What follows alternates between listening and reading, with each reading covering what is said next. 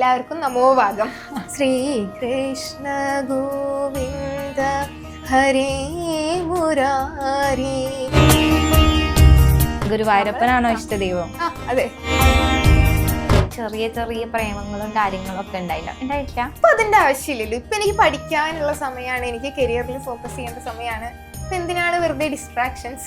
അതാണ് അതിന്റെ ബുദ്ധി. ഇപ്പോഴത്തെ എന്റെ ചിന്താഗതി എന്ന് പറയുന്നത് എല്ലാം നമ്മൾ നിഷ്പക്ഷമായിട്ട് നിന്ന് വീക്ഷിക്കുക, പഠിക്കുക. ജീവിതം തുടങ്ങി വരുന്നേ ഉള്ളൂ. ഭയങ്കര പക്വതയുള്ള ഒരു കുട്ടീനെ പോലെയാണ് സംസാരിക്കുന്നത്. എനിക്ക് +2 കാരിയുടെ അടുത്ത് സംസാരിക്കുന്ന ഒരു ഫീലേ കിട്ടണില്ല. എനിക്ക് സങ്കടം തോന്നിയ ഒരു കാര്യം എന്തെങ്കിലും ഞാൻ അച്ഛനോടും അമ്മയോടും പറഞ്ഞു കഴിഞ്ഞാൽ അവർക്കും അത് സങ്കടം, അവർക്കും അത് ദുഃഖം കൊടുക്കണതാണെന്നുണ്ടെങ്കിൽ അത് അവരോട് പറയാതിരിക്കണതല്ലേ നല്ലത്. ഒരാൾ എൻ്റെ അടുത്ത് മിസ്ബിഹേവ് ചെയ്തു എന്ന് പറഞ്ഞു കഴിഞ്ഞാൽ ഞാൻ ആദ്യം എൻ്റെ ഭഗവാനെ ഒരാൾ എന്നോട് ഇങ്ങനെ ചെയ്തു എന്ന് പറയല്ല ചെയ്യുക. എൻ്റെ 2 കൈയും ഒന്നും പറിക്കാൻ പോകുന്നില്ല. മിസ്ബിഹേവ് ചെയ്യുന്ന ആളുടെ കാരണത്തിരിക്കും എൻ്റെ കൈ. ഇങ്ങനെ ഒരുമാതിരി സിനിമയിൽ കാണുന്ന ബാലമണിയുടെ ഭക്തിയുടെ പോലെ ആദ്യം പോയി എൻ്റെ ഗുരുവായൂരപ്പ ഒരാൾ എന്നോട് ഇങ്ങനെ ചെയ്തു, ഞാൻ എന്ത് ചെയ്യണം എന്ന് പോയി ഗുരുവായൂർ നടയിൽ പോയി ഇങ്ങനെ ചോദിക്കല്ല വേണ്ടത്. സന്ധ്യാസമയത്ത് നഖം വെട്ടരുത് എന്ന് പറയും. അതെന്തുകൊണ്ടാ? കുഴപ്പമുള്ളതായിട്ട് എനിക്ക് തോന്നിയിട്ടില്ല. മനസ്സിലാക്കിയാൽ മതി ആ അയ്യപ്പൻ നമ്മുടെ ഉള്ളിലാണ് ഇരിക്കുന്നത്. പിന്നെ മറ്റുള്ളവരുടെ വിശ്വാസങ്ങളെ വ്രണപ്പെടുത്തിക്കൊണ്ട് നമുക്കൊന്നും ചെയ്യേണ്ട ആവശ്യമില്ലല്ലോ. എനിക്ക് അവസാനത്തെ പടി എത്തിയപ്പോഴേക്കും എനിക്ക് കേറാതെ അങ്ങോട്ട് വീഴാൻ പോയപ്പം അയ്യപ്പനെ പോലെ ഒരു പോലീസുകാരൻ വന്ന് എനിക്ക് കൈ തന്നത്. അപ്പൊ എന്റെ വ്യക്തിപരമായിട്ടുള്ള രാഷ്ട്രീയം എനിക്ക് ഇപ്പോഴും ഉണ്ട്, ഇനിയും ഉണ്ടാവും. അത് അവിടെ ഇരിക്കട്ടെ. രസപ്പൊടിയിൽ രസം ഉണ്ടാക്കിയാൽ നമുക്ക് അത്ര രസം ഉണ്ടാവില്ല. ഭക്ഷണം ഉണ്ടാക്കാനുള്ള പ്രായമൊക്കെ ആയി, അതൊക്കെ ഉണ്ടാക്കലുണ്ട്.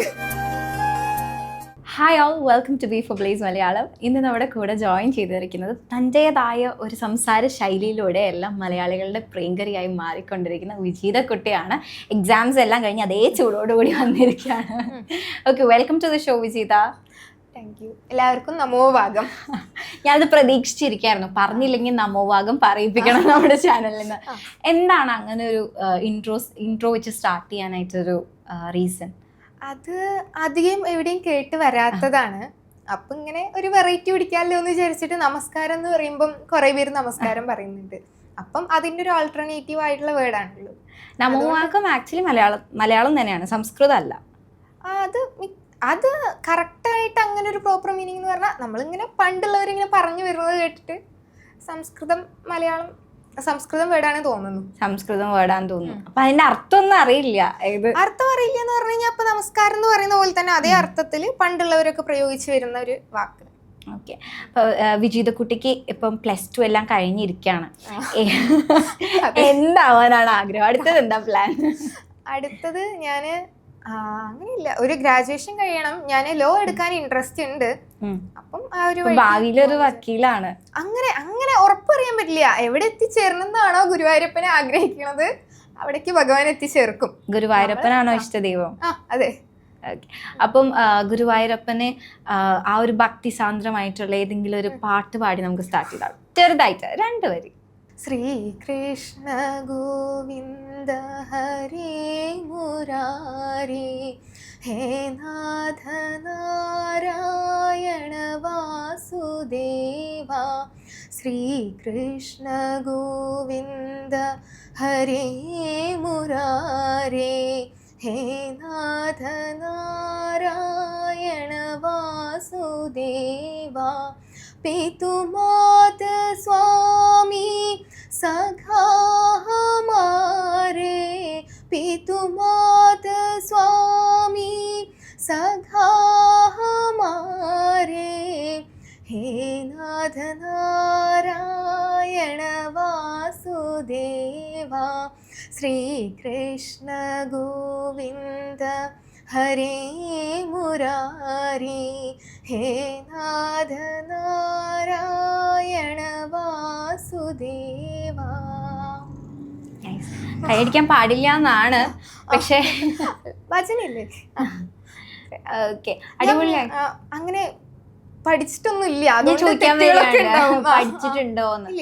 ഇല്ല, ഇതുവരെ പാട്ടോ പഠിച്ചിട്ടില്ല. ഡാൻസോ? ഇല്ല, അതും പഠിച്ചിട്ടില്ല. ഇല്ല, പക്ഷെ ഡാൻസ് വീഡിയോസ് ഒക്കെ നമ്മൾ റീൽസിൽ കാണാറുണ്ട്. നല്ല ക്ലാസിക്കൽ ഡാൻസർ ആണെന്നാ ഞാൻ വിചാരിച്ചത്. അല്ലല്ല, അത് ക്ലാസിക്കൽ ഡാൻസ് പഠിക്കണം എന്നൊക്കെ ആഗ്രഹം ഉണ്ടായിരുന്നു, ഇതുവരെ പറ്റിയിട്ടില്ല. ഇനി പഠിക്കണം എന്ന് ആഗ്രഹമുണ്ട്. ഇനി പഠിക്കണം. അപ്പൊ ഇനി നമ്മൾ എന്തൊക്കെ പഠിക്കാൻ പോണേ? വക്കീലാവാൻ പഠിക്കുന്നുണ്ട്, ഡാൻസിന് പഠിക്കുന്നുണ്ട്, പാട്ട് പഠിക്കണ്ടോ? ഇനി അതൊക്കെ പഠിക്കണം എന്ന് ആഗ്രഹമുണ്ട്. സാഹചര്യം പോലെ പറ്റുകയാണെന്നുണ്ടെങ്കിൽ നമുക്ക് പഠിക്കാൻ യോഗ ഉണ്ടെങ്കിൽ പഠിക്കാൻ പറ്റും. എത്ര വയസ്സായാലും നമുക്ക് പഠിക്കാമല്ലോ അതൊക്കെ.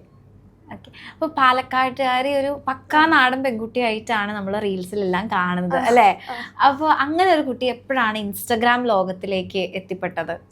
അത് ഈ പറയുന്ന പോലെ തന്നെ നമ്മൾ ഇൻസ്റ്റഗ്രാം എന്നൊന്നും പറയുമ്പോൾ ആദ്യം തന്നെ വേണ്ട, തുടങ്ങുമ്പോൾ തന്നെ അച്ഛനും അമ്മയ്ക്കൊന്നും അത്ര നല്ല, അതിപ്പോ നോർമൽ പാരന്റ്സ് പറയുമല്ലോ.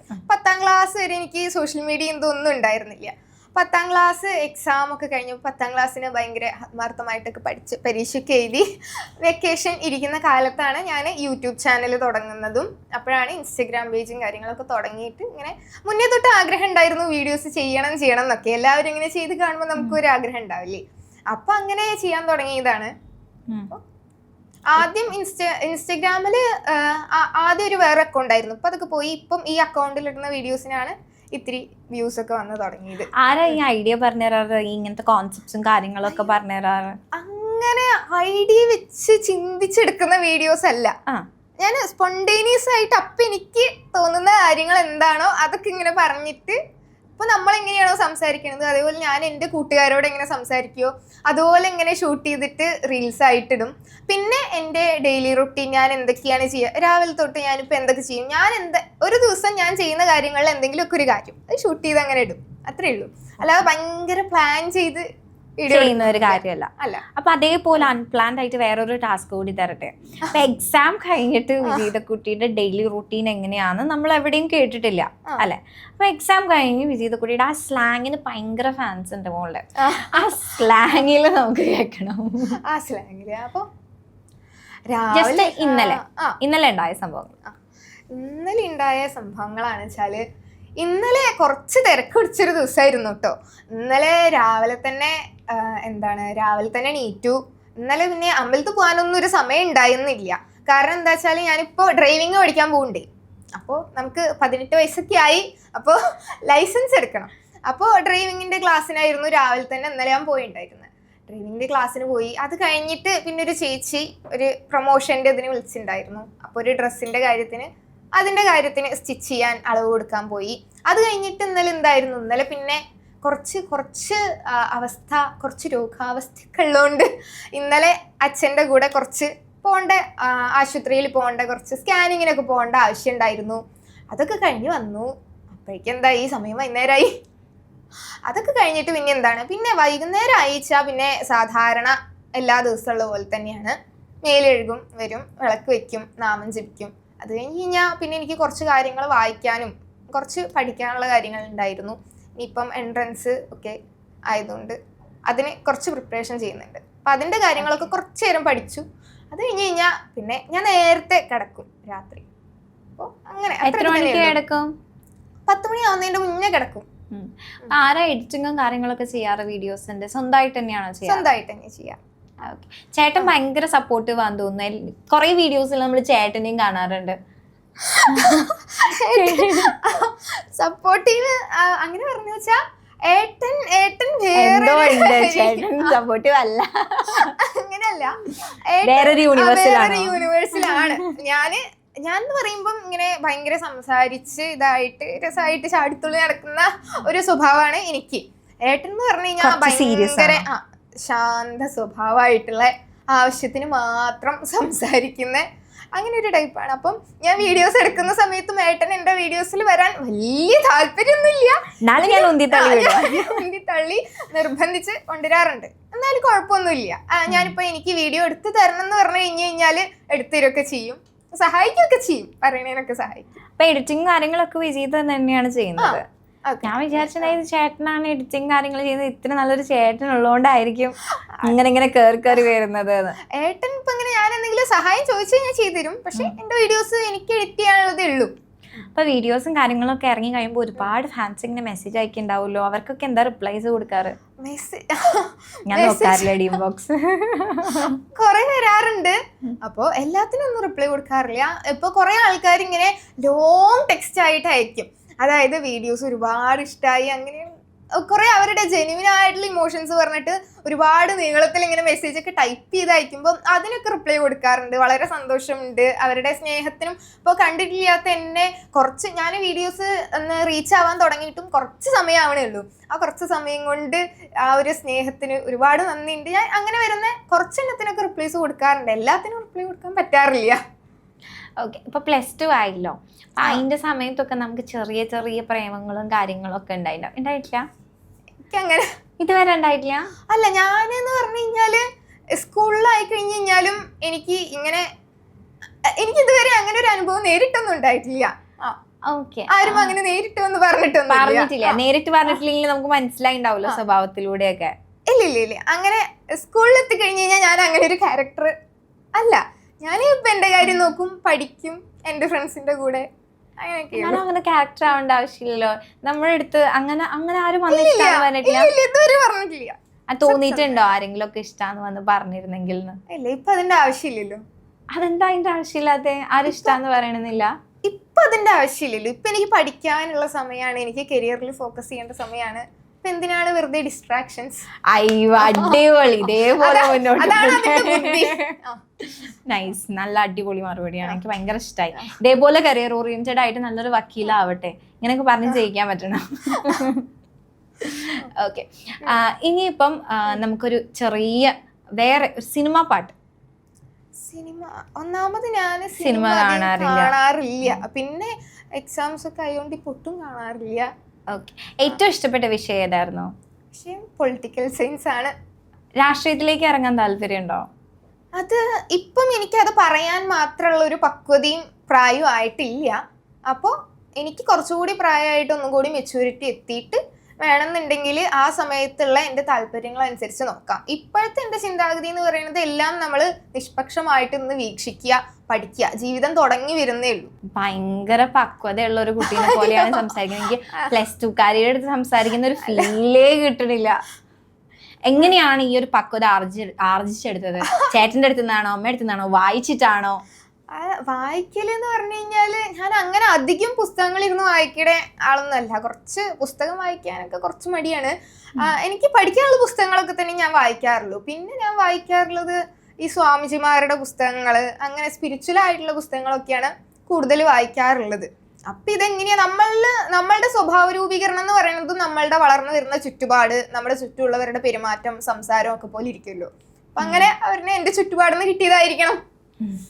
ഓക്കെ, അപ്പൊ ഈ വായിച്ച ബുക്സിലൊക്കെ ഏറ്റവും ഇഷ്ടപ്പെട്ട അല്ലെങ്കിൽ സ്ട്രൈക്കിംഗ് ആയിട്ടുള്ള പോയിന്റ്, ഇതെന്റെ ജീവിതത്തിലേക്ക് എടുക്കണം എന്ന് തോന്നിയ ഒരു കാര്യം എന്താ? അങ്ങനെ തോന്നിയിട്ടുള്ള ഒരുപാട് കാര്യങ്ങളുണ്ട്. അപ്പം അങ്ങനെ പറയുകയാണെന്നുണ്ടെങ്കിൽ ഞാൻ ആദ്യം പറയേണ്ടത് ഭഗവത്ഗീതേനെ ആയിരിക്കണം. ഭഗവത്ഗീത ഞാൻ എൻ്റെ ചെറിയ പ്രായം മുതൽ അമ്മ പഠിക്കാനായിട്ട് കൊണ്ടുവന്നിട്ടുണ്ട്. ചിന്മയ മിഷൻ എന്ന് പറഞ്ഞിട്ട് ഇത് പഠിപ്പിക്കുന്ന ഒരു ഇൻസ്റ്റിറ്റ്യൂട്ട് ഉണ്ട്. അപ്പോൾ അവിടെ നമുക്ക് ചെറിയ കുട്ടികൾക്ക് മുതൽ ബാലവിഹാർ ക്ലാസ്, പിന്നെ കുറച്ച് വലുതായി കഴിഞ്ഞാൽ യോഗേന്ദ്ര ക്ലാസ്, അങ്ങനെയൊക്കെ ഉണ്ട്. അപ്പം ഞാനൊരു 8 വയസ്സ് ആ സമയം ഒക്കെ ആകുമ്പോൾ തൊട്ട് അമ്മ അവിടെ കൊണ്ടുപോകാറുണ്ട്. അപ്പോൾ ആ പ്രായം മുതൽ ഇതിങ്ങനെ കേട്ട് പഠിച്ച് വരുന്നതാണ്. അപ്പം ഭഗവത്ഗീതയിൽ പല ശ്ലോകങ്ങളും അങ്ങനെ ഇപ്പോഴത്തെ യുവകേന്ദ്രയുടെ ക്ലാസ്സിലാണെന്നുണ്ടെങ്കിൽ ഇതിനെക്കുറിച്ച് ഞങ്ങൾ ഡിസ്കഷൻ പോലെയൊക്കെയാണ് അങ്ങനെ ഞങ്ങൾക്ക് പറഞ്ഞു തരിക. അപ്പം അതായത് നമ്മൾ ഭഗവത്ഗീതേനെ നമ്മളുടെ അതൊരു റിലീജിയസ് ടെക്സ്റ്റ് എന്നുള്ള ആ ഒരു മറയിൽ നിന്ന് നമ്മൾ നോക്കാതെ അതിന് ജീവിതത്തിന് വേണ്ട ഒരു കൈപ്പുസ്തകം എന്നുള്ള ഒരു കാഴ്ചപ്പാടിലൂടെ നമ്മൾ നോക്കി കാണുകയാണെന്നുണ്ടെങ്കിൽ നമുക്ക് ഒത്തിരി കാര്യങ്ങൾ അത് പഠിക്കാനുള്ള. ഇപ്പം നമ്മൾ എന്തെങ്കിലും ഇലക്ട്രോണിക് ആയിട്ടുള്ള എക്യുപ്മെന്റ്സ് വാങ്ങുമ്പം അതിൻ്റെ കൂടെ ഒരു മാനുവൽ ഉണ്ടാവില്ലേ, അതെങ്ങനെ പ്രവർത്തിപ്പിക്കണം എന്നുള്ളത്. അപ്പം അതുപോലെ തന്നെ നമ്മളുടെ ഈ ഒരു മനുഷ്യ ജീവിതം എങ്ങനെ സന്തോഷത്തോടെ, അതായത് നമ്മൾക്കൊരു സന്തോഷകരമായിട്ടൊരു ജീവിതം ജീവിച്ച് മറ്റുള്ളവരെ സന്തോഷിപ്പിച്ച് എങ്ങനെ ജീവിക്കാം എന്നുള്ളതിൻ്റെ ഒരു മാനുവൽ, ഹ്യൂമൻ ലൈഫിനുള്ളൊരു മാനുവലാണ് ഗീത എന്ന് എനിക്ക് പലപ്പോഴും തോന്നിയിട്ടുണ്ട്. കാരണം നമുക്ക് ഇമോഷണലി ഉള്ള എന്തൊക്കെ സ്ട്രഗിൾസ് വരുമ്പോഴും അതിനുള്ളൊരു ഉത്തരം എനിക്ക് എപ്പോഴും ഗീതയെന്നാണ് കിട്ടാറുള്ളത്. എന്തൊരു സങ്കടം വരുമ്പോഴും ഞാൻ ആദ്യം ഭഗവാന്റെ അടുത്താണ് പോയി പറയുക. ഭഗവാന്റെ അടുത്ത് പോയി പറയുന്ന സമയത്ത് എനിക്ക് ഗീതയെന്ന് അതിനൊരു ഉത്തരം കിട്ടാറുണ്ട്. അപ്പൊ ഗീതയിലെ പല ശ്ലോകങ്ങളും ഇങ്ങനെ സ്ട്രൈക്കിംഗ് ആയിട്ട് എനിക്ക് ഫീൽ ചെയ്തിട്ടുണ്ട്.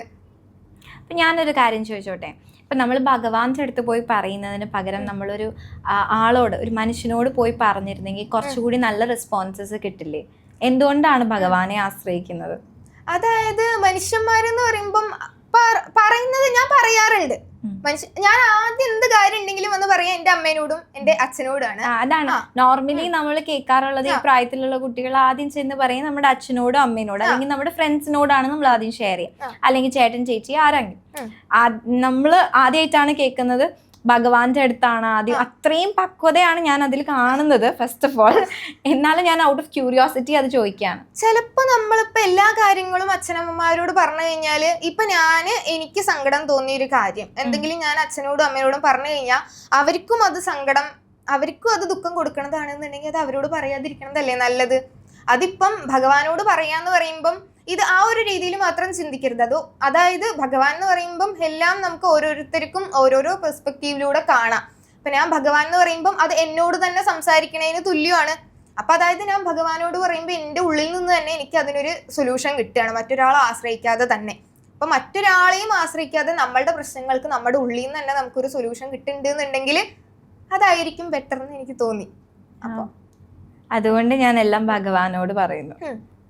ഓക്കെ, എന്നാലും ഞാനൊരു സിറ്റുവേഷൻ തരാണ്. ഇങ്ങനൊന്നും സംഭവിക്കാതിരിക്കട്ടെ, പക്ഷെ സമൂഹമാണ്, സംഭവിക്കാം.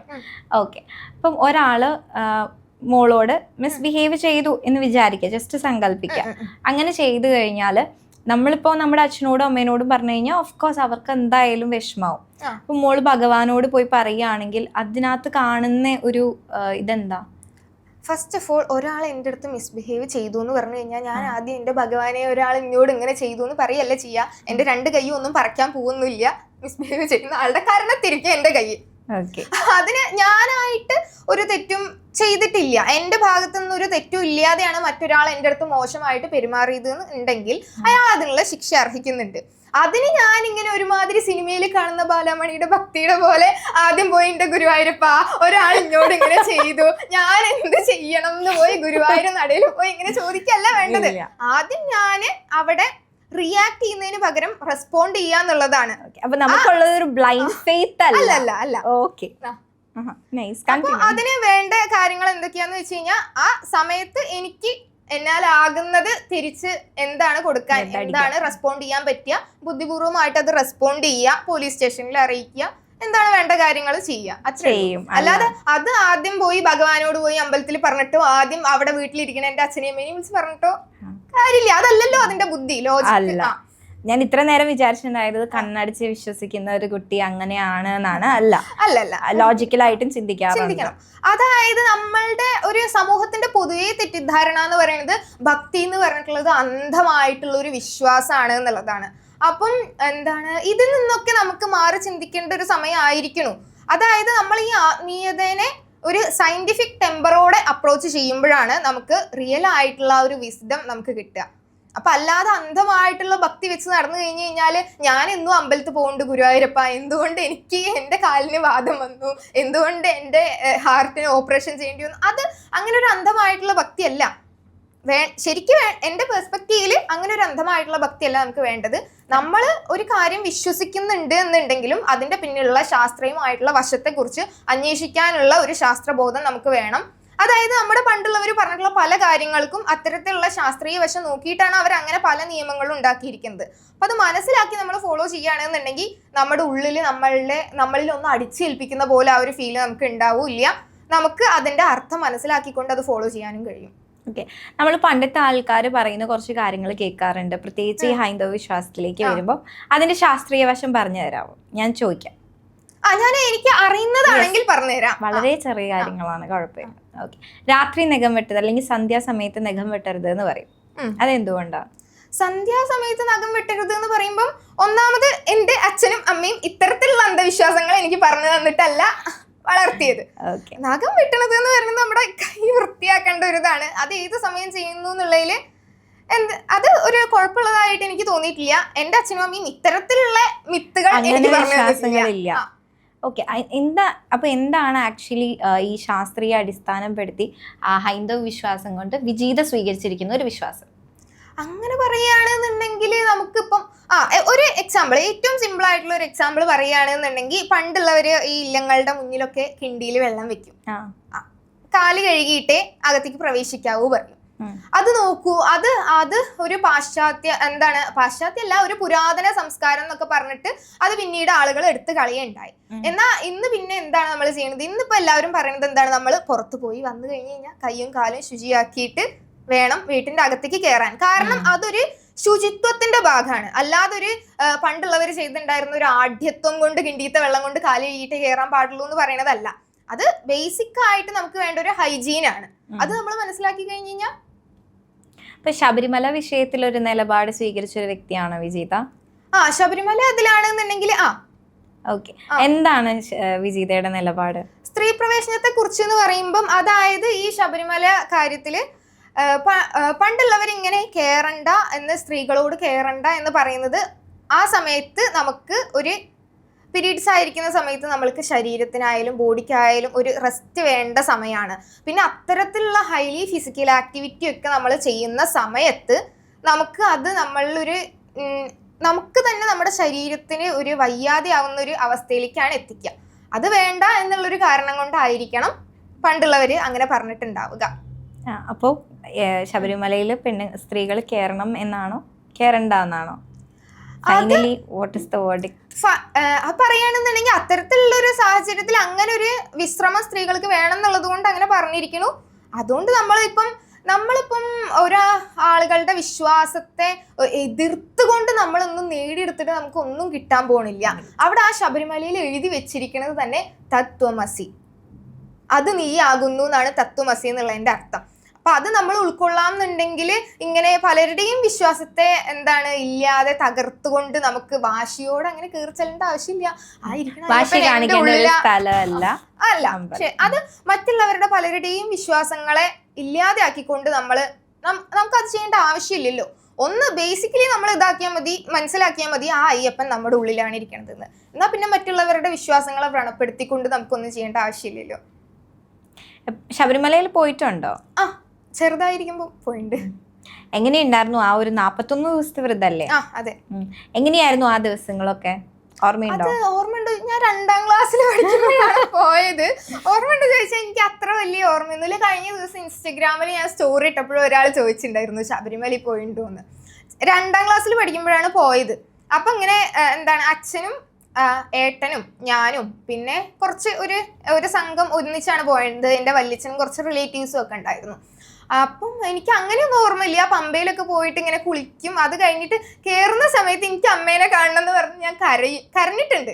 അപ്പൊ ഇങ്ങനെ അച്ഛൻ്റെ അടുത്ത് ഇങ്ങോട്ട് കൊണ്ടുപോയതും 18ാം പടി എനിക്ക് അവസാനത്തെ പടി എത്തിയപ്പോഴേക്കും എനിക്ക് കയറാതെ അങ്ങോട്ട് വീഴാൻ പോയപ്പം അയ്യപ്പനെ പോലെ ഒരു പോലീസുകാരൻ വന്ന് എനിക്ക് കൈ തന്നത് അതെനിക്ക് നല്ല ഓർമ്മയുണ്ട്. ആ 18ാം പടി ഇങ്ങോട്ട് കയറുമ്പോഴേക്കും ഞാൻ തിരക്കിൽ വിട്ട് വീഴാൻ പോയി. അപ്പൊ ഒരു പോലീസുകാരൻ കൈ തന്ന് ഒരു അയ്യപ്പൻ എൻ്റെ മുന്നിൽ പ്രത്യക്ഷപ്പെട്ടത് അങ്ങനെയാണ് അന്ന്. അത്ര ചെറുപ്പത്തിലല്ലേ, എനിക്ക് അതിനെക്കാട്ടിലും കൂടുതൽ മനുഷ്യന്മാരിൽ ദൈവത്തിനെ കാണാം. അതെ, അത് തന്നെയാണ് മാനവ സേവ, മാധവ സേവ. രാഷ്ട്രീയം പുറത്തു നിന്ന് ഇപ്പൊ വീക്ഷിച്ചുകൊണ്ടിരിക്കുകയാണ് എന്നല്ലേ പറഞ്ഞത്? ഞാൻ ഞാൻ തുടങ്ങിയിട്ടില്ല, ലോകം അറിഞ്ഞു തുടങ്ങാനുള്ള പ്രായമായിട്ടേ. എന്നാലും ഇപ്പൊ കണ്ടത് വെച്ച് UDF ആണോ LDF ആണോ BJP ആണോ? അതില് എനിക്കൊരു നിഷ്പക്ഷമായിട്ടുള്ള അഭിപ്രായമാണ്. നോട്ടയ്ക്കാണോ വോട്ട് ചെയ്യാ? 18 വയസ്സായതല്ലേ, വോട്ട് ഉണ്ടാവില്ല. എനിക്ക് വോട്ടർ ലിസ്റ്റിൽ പേര് കയറ്റിയിട്ടില്ല. എന്നാലും കേറ്റുമല്ലോ, 18 ആയല്ലോ. കയറ്റിയാലും ഞാനിപ്പം എന്റെ വ്യക്തിപരമായിട്ടുള്ള രാഷ്ട്രീയ ഒരു ഇന്റർവ്യൂല് പറയണം എന്നുള്ള അതിന്റെ ആവശ്യമില്ല. അതില്ല, അതുകൊണ്ടാണല്ലോ നമ്മൾ മറ്റേ രഹസ്യമായിട്ടാണല്ലോ നമ്മൾ വോട്ട് ചെയ്യാം. അത് ശരിയാണ്. അപ്പൊ എന്റെ വ്യക്തിപരമായിട്ടുള്ള രാഷ്ട്രീയം എനിക്ക് ഇപ്പോഴും ഉണ്ട്, ഇനി ഉണ്ടാവും. അത് അവിടെ ഇരിക്കട്ടെ. ഇപ്പൊ പുറത്തുനിന്ന് നമ്മൾ ആര് ചോദിക്കുമ്പോഴും അങ്ങനെയെന്നല്ല, എന്ത് കാര്യവും നമ്മളുടെ സമൂഹത്തിന്റെ വികസനത്തിന് വേണ്ടിയിട്ട് ആരെന്ത് കാര്യം ചെയ്യുകയാണെന്നുണ്ടെങ്കിലും ആര് അധികാരത്തിൽ വരികയാണെന്നുണ്ടെങ്കിലും ഒരു രാഷ്ട്രീയ പാർട്ടി എന്നുള്ളതിലുപരി നിഷ്പക്ഷമായിട്ട് എല്ലാത്തിനെയും നോക്കി കണ്ട് സമൂഹത്തിന്റെ വികസനത്തിന് വേണ്ടി പ്രവർത്തിക്കുന്നവർ വിജയിക്കട്ടെ, അങ്ങനെയുള്ള ഒരു ഭരണത്തിൽ വരട്ടെ. ഓക്കെ. ഏറ്റവും ഇഷ്ടപ്പെട്ട ഒരു നേതാവെങ്കിലും ഉണ്ടോ? Political leader? അങ്ങനെ ഞാനിപ്പോ പറയുന്നില്ല. ഇല്ല. ഓക്കെ. ലീഡറും ഇല്ല? അല്ല, ഉണ്ട്, തീർച്ചയായിട്ടും ഉണ്ട്, എന്റെ മനസ്സിലുണ്ട്. ഓക്കെ, പറയുന്നില്ല, ഫൈൻ, കുഴപ്പമില്ല. ഓക്കെ. ഏറ്റവും ഇഷ്ടപ്പെട്ട ഫുഡ് ഏതാ? ഏറ്റവും ഇഷ്ടപ്പെട്ട ഭക്ഷണം ദോശ. ദോശയുടെ കൂടെ ചട്നിയാണോ സാമ്പാറാണോ? ചട്നി, സാമ്പാർ, ദോശപ്പൊടി, ഇഞ്ചിപ്പുളി ഒക്കെ ഉണ്ട്. കേമായി, സന്തോഷായി. എല്ലാം കൂട്ടി കഴിക്കാം. എല്ലാം കൂട്ടി ഇങ്ങോട്ട് കഴിക്കാം. രാവിലെ ദോശയാണ് ഇപ്പൊ മിക്കപ്പോഴും വീട്ടിലുണ്ടാക്കാറ്. രാവിലെ ദോശ ഉണ്ടാവും, ഇഡ്ഡലി ഉണ്ടാവും, ചിലപ്പോ കഞ്ഞിയായിരിക്കും, എന്താ കഴിക്കുന്നത് എന്ത് കിട്ടി കഴിഞ്ഞാലും കഴിക്കും. പക്ഷേ ദോശയാണ് ഏറ്റവും പ്രിയപ്പെട്ട ഭക്ഷണം. ഓക്കെ. അപ്പം നോൺ വെജിൽ ഏറ്റവും ഇഷ്ടം നോൺ വെജ്? പ്യൂർ വെജിറ്റേറിയൻ ആണ്. പ്യൂർ വെജിറ്റേറിയൻ ആണ്. ഇതുവരെ നോൺ വെജ് ടേസ്റ്റ് ചെയ്തിട്ട് പോലില്ല. അങ്ങനെയല്ല, ബൈ ബർത്ത് എന്റെ അച്ഛൻ അമ്പലത്തിലെ മേൽശാന്തിയാണ്. അപ്പൊ ഞങ്ങള് ബൈ ബർത്ത് വെജിറ്റേറിയൻസ് ആണ്. ഓക്കെ. അപ്പൊ ക്ലാസ്സിലൊക്കെ പോകുന്നുണ്ടല്ലേ, കുട്ടികളൊക്കെ നോൺ വെജ് കഴിക്കണ കാണുമ്പോ നമുക്ക് ഇങ്ങനെ കഴിക്കാൻ തോന്നാറില്ല? അത്തരത്തിലുള്ള തോന്നൽ വരില്ലേ നമുക്ക് ആ സമയത്ത്? നമ്മൾ വളർന്നു വരുന്ന സാഹചര്യം അതല്ലല്ലോ. നമുക്കത് കണ്ടു കഴിഞ്ഞാൽ തന്നെ ഒരു ഇറിറ്റേഷൻ ആണ് ഫീൽ ചെയ്യുക. എന്തോ ഈശ്വരാനുഗ്രഹം കൊണ്ട് എന്റെ കൂട്ടുകാരും അങ്ങനെയുള്ള ഒരു ബുദ്ധിമുട്ട് എനിക്ക് ഉണ്ടാക്കാറില്ല. അത് അവരുടെ ഒരു കൈൻഡ്നെസ് ആണ്. I respect dum. അവരുടെ ഒരു കൈൻഡ്നെസ് കൊണ്ട് അവര് എന്നെ കൊണ്ടുവരാറില്ല സ്കൂളിലേക്കൊന്നും. എന്റെ കൂട്ടുകാർ കൊണ്ടുവരാറില്ല. അവർക്ക് എന്നോടുള്ള സ്നേഹം കൊണ്ടായിരിക്കണം എന്നെ ബുദ്ധിമുട്ടിക്കണ്ടെന്ന് വിചാരിച്ചിട്ട്. ഓക്കെ. വെജിറ്റേറിയനിൽ ദോശ മാറ്റി നിർത്തി കഴിഞ്ഞാൽ ഉച്ചക്ക് ഇപ്പൊ ഒരു ഊണിനിരിക്കുമ്പോ ഏറ്റവും ഇഷ്ടപ്പെട്ടത് എന്തായിരിക്കും കഴിക്കാനായിട്ട്? രസം ആണ്. സാമ്പാറിനെക്കാട്ടിലും ഇഷ്ടം രസം, പപ്പടം, ഉപ്പേരി ഒക്കെ കൂട്ടിയിട്ട്. ഏത് ഉപ്പേരിയാ? പയറുപ്പേരി. പയറുപ്പേരി. ഓക്കെ. ഇതൊക്കെ കൂട്ടി കഴിഞ്ഞ് ചമ്മന്തി വേണ്ട? ഊണിന് ചമ്മന്തി വേണമെന്ന് നിർബന്ധമില്ല. കഞ്ഞിക്കൊക്കെ ആണെങ്കിലാണ് ചമ്മന്തി ഒന്നും കൂടി രസം. ഓക്കെ. അപ്പം രസവും പപ്പടവും ഉപ്പേരി പിന്നെ ഓലനോ എന്തൊക്കെ എന്തൊക്കെയൊക്കെ ഉണ്ട് എല്ലാം വേണം. ഒന്നും ഒഴിവാക്കലില്ല. സദ്യയിൽ ഏറ്റവും ഇഷ്ടപ്പെട്ട കറി ഏതാ? രസം. അതെങ്ങനെ ഉണ്ടാക്കണേന്ന് അറിയോ? രസം ഉണ്ടാക്കണമൊക്കെ അറിയാം. അമ്മേനെ ഹെൽപ്പ് ചെയ്യാറുണ്ടോ വീട്ടില്? അതൊക്കെ ഉണ്ട്. രസം എങ്ങനെ ഉണ്ടാക്കാം? രസം ഉണ്ടാക്കാൻ ഞാൻ ഉണ്ടാക്കുന്ന രീതി തന്നെയാണോ എല്ലാവരും ഉണ്ടാക്കുക എന്നറിയില്ല. എന്റെ വീട്ടിൽ ഉണ്ടാക്കുന്ന രീതിയാണോ എല്ലാവരും ഉണ്ടാക്കുകയെന്നും അറിയില്ല. മുൻകൂർ ജാമ്യം. അതെ, അവിടെ ഞാൻ മുൻകൂർ ജാമ്യം എടുത്തു കഴിഞ്ഞു. രസം ഉണ്ടാക്കി എങ്ങനെയാ സാധാരണ അതുപോലെ തന്നെ ആദ്യം നമ്മളുടെ ജീരകം, കുരുമുളക് കാര്യങ്ങളൊക്കെ ചതച്ച്, മല്ലി ഇതൊക്കെ ചതയ്ക്കും. എനിക്ക് ഉണ്ടാക്കാൻ അറിയില്ല. ഞാൻ നാളെ ഈ റെസിപ്പി വെച്ചാണ് ഉണ്ടാക്കാൻ പോകുന്നത്. അപ്പൊ കൃത്യമായിട്ട് പറഞ്ഞു തരണം, മൈന്യൂട്ട് ഡീറ്റെയിൽസ് പോലും പറയണം. അപ്പൊ നമ്മൾ എന്ത് ചെയ്യുക, രസത്തിന് വേണ്ടത് തക്കാളി, തക്കാളി മാങ്ങയൊക്കെ ഇട്ട് രസം ചിലപ്പോൾ ഉണ്ടാക്കലില്ല. ഒന്നല്ലെങ്കിൽ തക്കാളി ഇല്ലെങ്കിൽ പച്ചമാങ്ങയൊക്കെ എടുക്കും. അപ്പോൾ തക്കാളി, നമുക്കിപ്പോൾ തക്കാളി എടുക്കാം. അപ്പൊ തക്കാളിയാണ് മെയിൻ ആയിട്ട് വേണ്ടത്. അപ്പം ആദ്യം വെള്ളം വെക്കണു. പിന്നെ കൂട്ടിന് രസപ്പൊടി എടുക്കുന്നവര് രസപ്പൊടി എടുത്തുന്ന് വരും. പക്ഷെ രസപ്പൊടിയിൽ രസം ഉണ്ടാക്കിയാൽ നമുക്ക് അത്ര രസം ഉണ്ടാവില്ല. അപ്പൊ നമ്മളൊരു അമ്മിക്കുട്ടിയൊക്കെ എടുത്തിട്ട് കുറച്ച് കുരുമുളക്, മല്ലി, ജീരകം ഒക്കെ ഇട്ടിട്ട് നന്നായിട്ട് കുത്തി ചതയ്ക്കുക. ആവശ്യത്തിന് ഉപ്പ് കാര്യങ്ങളൊക്കെ ചേർക്കുക. പിന്നെ മുളക് പൊടിയൊക്കെ ഉപയോഗിക്കുന്നവർക്ക് മുളക് പൊടി എടുക്കാം. ഞങ്ങൾ മുളക് പൊടി അധികം ഉപയോഗിക്കാറില്ല. അതിന് പകരം ചുവന്ന മുളക് പൊടി ഉപയോഗിക്കാറേ ഇല്ല. വീട്ടിലുണ്ടാവണ മുളകൊക്കെയാണ് എടുക്കല്. അപ്പോൾ അതൊക്കെ ആവശ്യത്തിന്. മുളകൊക്കെ ഉണ്ട്. അത് സാധാരണ കുഞ്ഞു ചെടിയൊക്കെ നമ്മളടുത്ത് ഉണ്ടാവില്ല. അല്ല, കൃഷിയായിട്ടൊന്നും അല്ല, കുഞ്ഞു സാധനങ്ങളൊക്കെ നമ്മൾ പറമ്പിൽ വെക്കില്ലേ. അപ്പൊ അങ്ങനെ അതൊക്കെ കുത്തിച്ചതച്ച്, ഇഞ്ചി, പിന്നെ ഞങ്ങൾ ഉള്ളിയും വെളുത്തുള്ളിയും ഒന്നും ഉപയോഗിക്കാറില്ല. അതൊക്കെ ഉപയോഗിക്കുന്നവരാണെന്നുണ്ടെങ്കിൽ അതൊക്കെ ചേർക്കുന്നുണ്ടാവും. ഞങ്ങൾ അതൊന്നും ഉപയോഗിക്കാത്തത് കൊണ്ട് അതൊന്നുമില്ല. അതൊക്കെ ചതച്ചിട്ട് നമ്മൾ തിളച്ച് വരുമ്പോ മഞ്ഞപ്പൊടി ആക്കണം. പിന്നെ നമ്മൾ തക്കാളി മുറിച്ച് അത് തിളയ്ക്കണം. വെണ്ടയ്ക്ക വേണമെന്നുണ്ടെങ്കിൽ വെണ്ടയ്ക്ക നമ്മൾ അങ്ങനെ ഇടണേനെക്കാട്ടിലും നല്ലത് വെണ്ടയ്ക്ക ആദ്യം ഒന്ന് ജസ്റ്റ് അതിന്റെ കൊഴുപ്പ് പോവാൻ ഒന്ന് വെളിച്ചെണ്ണയിൽ ഒന്ന് ചൂടാക്കി ഒന്ന് വറുത്തിട്ടൊക്കെ ഇടുകയാണെന്നുണ്ടെങ്കിൽ ഒന്നുകൂടി നന്നായി. എന്നിട്ട് അവസാനം ഇതൊക്കെ തിളച്ച് റെഡി ആയിട്ട് വരുന്ന സമയത്ത് ഉപ്പും മുളകും ഒക്കെ പാകല്ലേ നോക്കുക. മല്ലിയില ഇങ്ങനെ എടുത്തിട്ട് ഇങ്ങനെ തിരുമ്മിയിട്ട് ആ മീത കൂടെ ഇടുക. സ്വാദിഷ്ടമായിട്ടുള്ള രസം തയ്യാർ. ഇത് ഒറ്റയ്ക്ക് ഉണ്ടാക്കാറുണ്ടോ? അച്ഛനും അടുത്തില്ലാണ്ട് ഉണ്ടാക്കും? എനിക്ക് ഭക്ഷണം ഉണ്ടാക്കാനുള്ള പ്രായമൊക്കെ ആയി, അതൊക്കെ ഉണ്ടാക്കലുണ്ട്. ഉണ്ടാക്കാനുള്ള പ്രായമൊക്കെ 18. എത്ര വയസ്സ് തൊട്ട് ഉണ്ടാക്കാൻ തുടങ്ങിയേ? അതൊന്നും ചോദിച്ചാൽ എനിക്ക് ഓർമ്മയില്ല. പണ്ട് അതൊക്കെ നമ്മള് ലൈഫ് സ്കിൽസ് അല്ലേ. കുക്കിംഗ് ഒക്കെ ഒരു ലൈഫ് സ്കില്ലാണ്. നമ്മൾ ആരായി കഴിഞ്ഞാലും പഠിക്കേണ്ടതാണ്. എവിടെ പെട്ട് കഴിഞ്ഞാലും നമുക്ക് ജീവിക്കണല്ലോ. അപ്പൊ അത് ചെറുപ്പം തൊട്ട് തന്നെ അമ്മ പഠിപ്പിക്കാറുണ്ട്. അതുകൊണ്ട് അതൊക്കെ ചെയ്യും. അത് ഇന്നൊരു ഇതെന്ന് വെച്ചിട്ടല്ല, നമുക്ക് ജീവിക്കണമെങ്കിൽ ഭക്ഷണം വേണം, അവനവന് ഉണ്ടാക്കാൻ അറിയണം. ചേട്ടനും വീട്ടില് ഹെൽപ്പ് ചെയ്യാറൊക്കെ ഉണ്ടോ? ചേട്ടന് എന്തുണ്ടാക്കുന്ന ഇഷ്ടം? ഏട്ടൻ മധുരമുള്ള സാധനങ്ങൾ ഉണ്ടാക്കി തരുന്നതാണ് എനിക്കിഷ്ടം. മധുരമുള്ള പായസം? പായസം, അതുപോലെ ഇങ്ങനെ സ്വീറ്റ്സ് ഐറ്റംസ് ഒക്കെ ഏട്ടൻ ഉണ്ടാക്കി തരും. പഴം ഒക്കെ വരട്ടിയിട്ടൊക്കെ ഉണ്ടാക്കി തരും. അപ്പൊ അതൊക്കെ ഏട്ടൻ ഉണ്ടാക്കി തരുന്നതാണ് എനിക്ക് കഴിക്കാൻ കൂടുതൽ ഇഷ്ടം.